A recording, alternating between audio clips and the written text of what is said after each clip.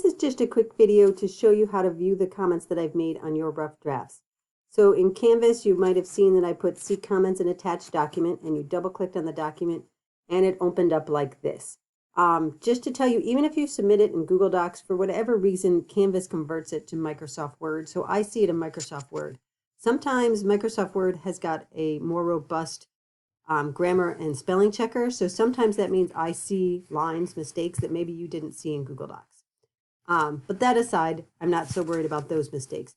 But if I've made comments, when you open it up, you might see little comment boxes like this.